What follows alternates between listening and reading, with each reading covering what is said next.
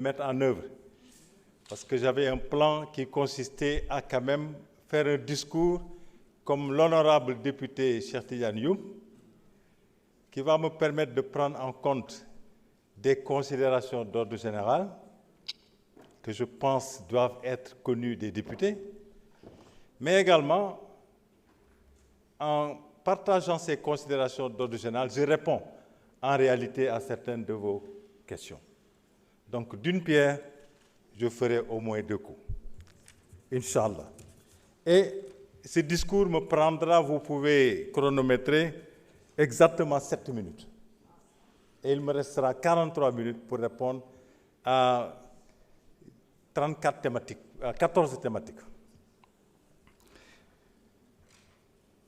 Monsieur le Président de l'Assemblée nationale, Monsieur le ministre des Finances et du Budget, Mesdames, Messieurs les députés, j'ai l'immense privilège de me tenir pour la première fois devant la représentation nationale en séance plénière pour le vote du budget du ministère des Forces armées pour l'année 2026. J'ai pu mesurer en commission et lors des interventions aujourd'hui l'intérêt que portent les députés aux questions de sécurité et plus généralement aux conditions matérielles et morales des hommes et des femmes qui servent quelquefois au péril de leur vie notre nation. Je voudrais vous remercier pour cette attention et le plaidoyer constant en faveur de l'accroissement des ressources dédiées aux forces armées.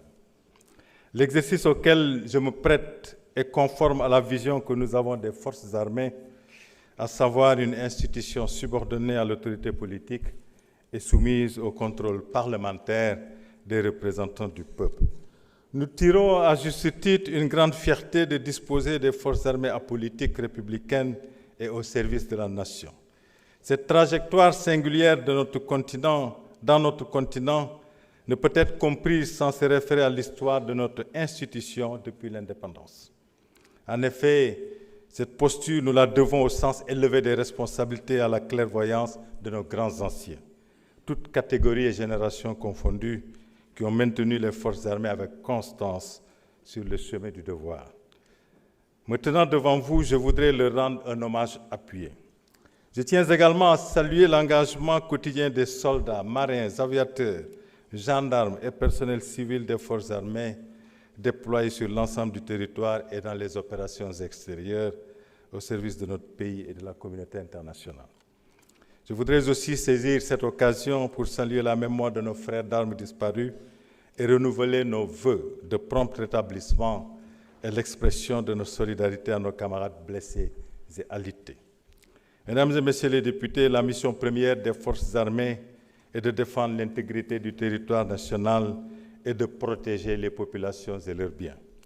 C'est leur raison d'être. Toute notre architecture de défense et de sécurité est articulée autour d'une seule finalité, assurer en tout lieu et en toutes circonstances nos missions constitutionnelles qui sont essentielles à la vie de la nation. En effet, l'environnement sous-régional nous impose d'être proactifs. La persistance de la menace terroriste, de la grande criminalité organisée transnationale et des trafics illicites, armes, drogues, êtres humains, combinés à l'instabilité politique chronique, nécessitent une vigilance accrue au niveau de nos frontières ainsi qu'une coopération renforcée dans les pays voisins. À l'intérieur, les menaces à la sécurité des personnes et des biens restent une préoccupation majeure des autorités et des populations. La délinquance urbaine et rurale, l'insécurité routière, les trafics, notamment celui de la drogue, appellent de notre part une réponse vigoureuse afin de préserver la sécurité publique. Il en est de même des défis croissants liés à l'usage des nouvelles technologies, cybercriminalité, désinformation, qui contribuent à fragiliser le tissu social.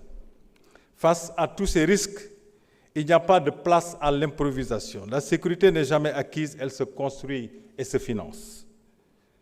C'est ainsi que depuis plusieurs années, les forces armées se sont engagées dans une dynamique de montée en puissance, touchant à la fois l'organisation, le dispositif et les capacités. Les armées et la gendarmerie nationale ont considérablement renforcé leur présence dans les zones frontalières, particulièrement dans les régions orientales, dans le cadre du pivot Est, pour faire face aux risques liés au terrorisme dans la sous-région.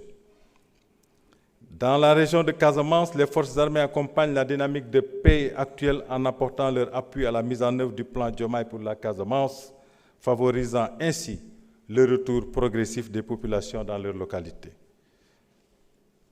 La gendarmerie nationale a poursuivi la densification de son maillage territorial. Ainsi, plusieurs brigades et compagnies de gendarmerie ont été inaugurées ces dernières années, notamment dans les zones périurbaines et rurales, afin d'améliorer l'offre de sécurité de proximité.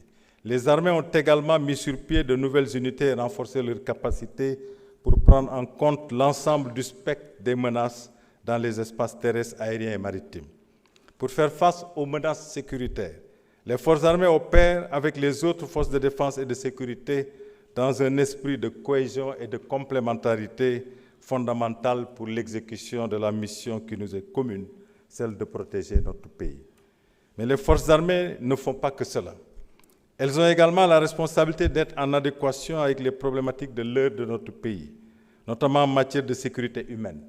Il s'agit dès lors de contribuer dans le cadre de la mise en œuvre des politiques publiques à l'atteinte des objectifs de développement socio-économique que notre pays s'est fixé dans l'agenda national de transformation Sénégal 2050.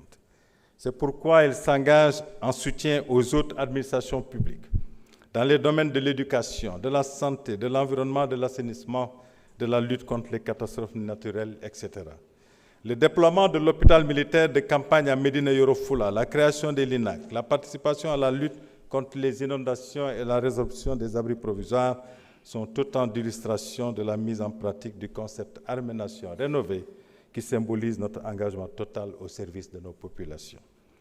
Je voudrais insister sur un volet sur lequel les forces armées sont fortement impliquées avec l'éducation nationale et qui me paraît primordial, la promotion de la citoyenneté et du patriotisme.